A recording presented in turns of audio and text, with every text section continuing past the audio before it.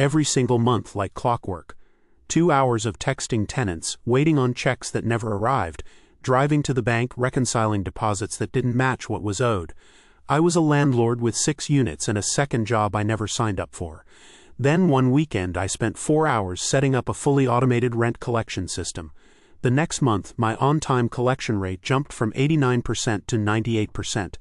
The month after that, I didn't think about rent at all until the money was already sitting in my account. That's not a sales pitch. That's what happens when you stop running your rental business like it's 1987. Let me show you exactly how it works. If you're still collecting rent by check, you are actively losing money every single month. And not just in the obvious ways.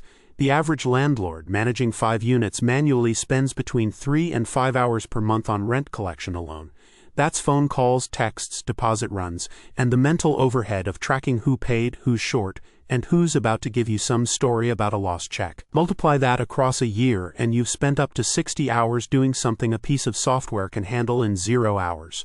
Time is money, and that math is brutal. But the real cost isn't your time, it's the payment gap itself. When rent collection is a social transaction, meaning a tenant pays you because they feel the personal pressure of knowing you, the moment that relationship gets even slightly awkward, payments start slipping. Tenants who feel uncomfortable will delay. They'll avoid your texts. They'll forget. A system doesn't have feelings, and it doesn't forget. A system sends a reminder at 7 a.m. on the 1st and doesn't care if your tenant had a rough week.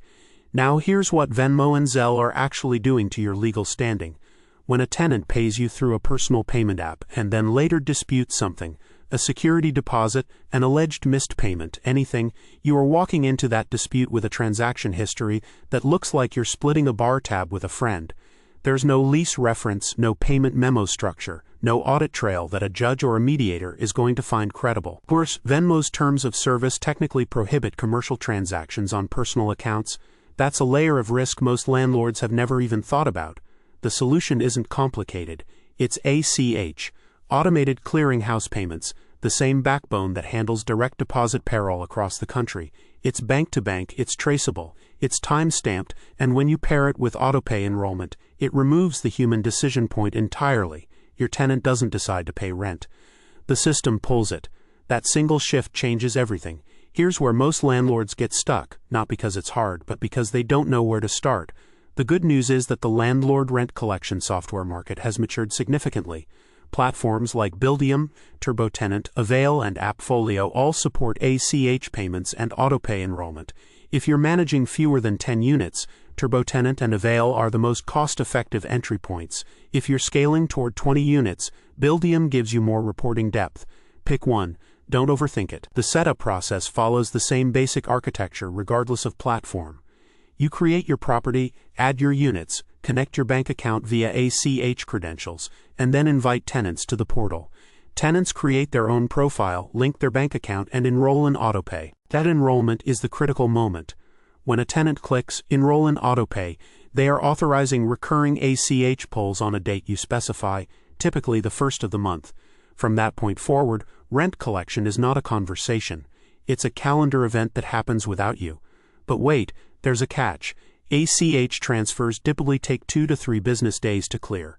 That means if rent is due on the 1st, the system needs to initiate the pull on the 30th or the 31st to land funds in your account by the 1st or 2nd. Most platforms handle this automatically, but you need to understand the timing so you don't flag a payment as late when it's actually in transit. Set your due date logic accordingly and build that 2 to 3 day processing window into your lease language. Something as simple as payment is considered received when funds clear landlord's account protects you here. One more thing on the technical side. Make sure your platform generates a confirmation receipt for every transaction. Every single one. That receipt, time-stamped and linked to a specific lease and unit, is your documentation layer. More on why that matters in a moment. Now here's where it gets interesting. Autopay enrollment rates don't happen by accident. The landlords who get 90+% of their tenants on autopay do one specific thing. They make autopay enrollment part of move-in onboarding, not an optional add-on after the fact. You set up the portal account during lease signing, you walk them through linking their bank, and you frame autopay, not as a convenience but as your building's standard payment method. That framing shift alone will double your enrollment rate compared to sending a follow-up email 2 weeks after move-in. California law gives tenants a 3-day grace period before you can serve a pay-or-quit notice, but your lease can specify that late fees begin accruing after the grace period ends. Most landlords know this. What most landlords don't do is enforce it consistently, because enforcement requires a conversation, and conversations with tenants about money are uncomfortable. So they waive it once, then twice, and then they've accidentally established a pattern that a savvy tenant's attorney can argue constitutes a modified lease term. Automation eliminates this entirely. When your online rent payment system calculates and applies a late fee automatically on day 4, no phone call, no text, no awkward knock on the door, it's not personal. It's the system, and tenants understand systems. What they don't respond well to is selective enforcement, because selective enforcement signals negotiability. Here's a story that illustrates exactly what I mean. A landlord in Sacramento, 6 units self-managed, had one tenant who was chronically 2 to 4 days late every month. The landlord kept waiving the late fee because the tenant was otherwise good and he didn't want the friction. After 11 months of this, the tenant stopped paying entirely, and the landlord had to go through the full eviction process.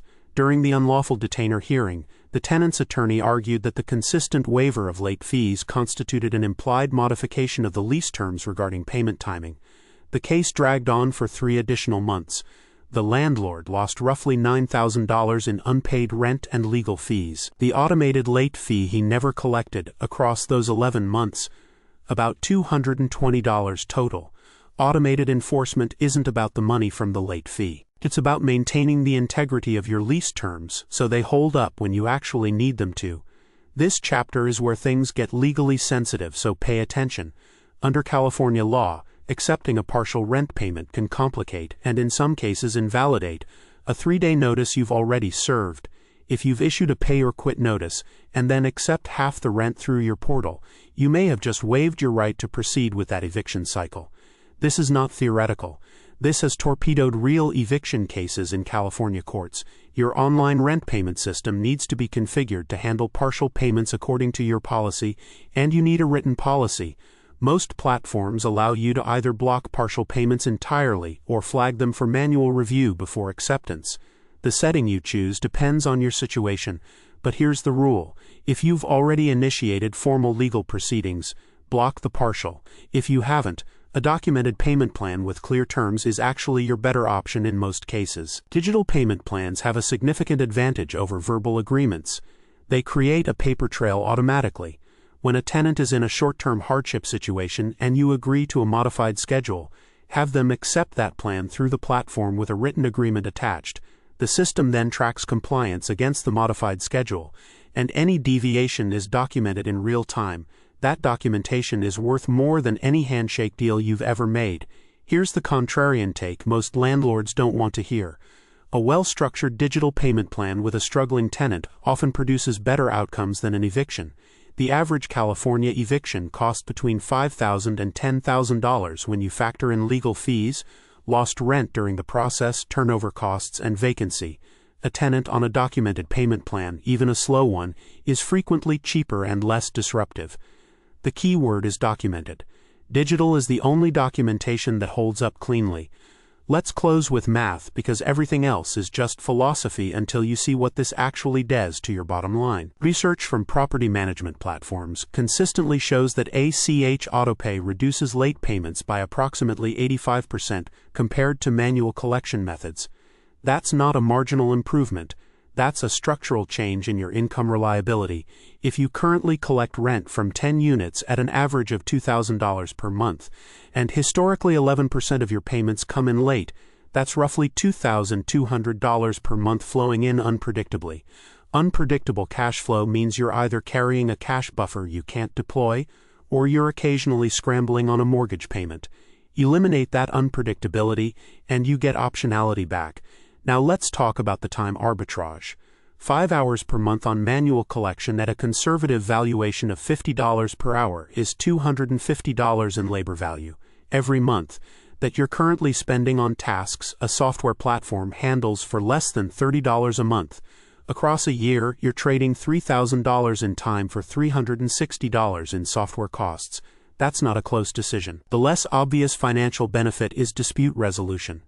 Digital payment records, time-stamped, platform-generated, linked to your lease, are the single most effective tool you have in any rent dispute, security deposit claim, or eviction proceeding. Courts move faster, attorneys bill fewer hours, and you win more often when the paper trail is clean and digital. That protection alone has saved landlords thousands in cases that would have been messy with a shoebox of check stubs. The shift from 89% on-time collection to 98% on-time collection over a single month isn't magic.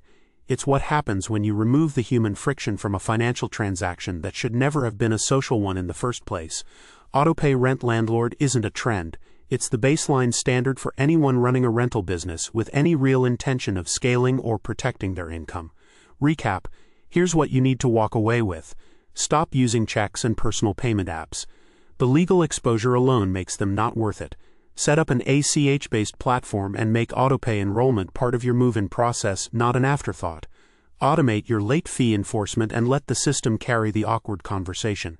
Configure your partial payment settings before you need them, not during a crisis. And look at the math with clear eyes. 5 hours a month is too expensive for any landlord to keep paying. Your tenants don't pay late because they're bad people. They pay late because you've built a system that makes late payment easy. Fix the system. Powered by LeaseBase Intelligence.